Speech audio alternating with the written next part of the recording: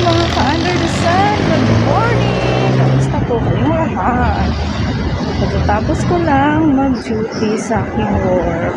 Alam nyo guys, naka-upset talaga kapag tumatawag ka na hindi kasi nasagot mo. O kaya, yung sinabihan ka na tawagan mo lang ako kasi sasagutin kita.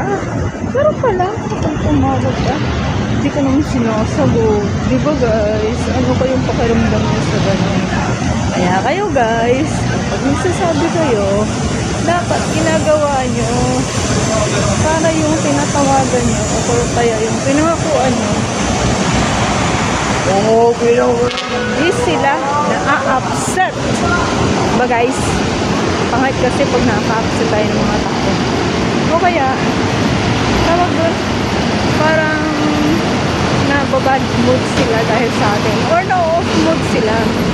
Kasi dahil sa mga sinasabi natin, hindi natin ginagawa.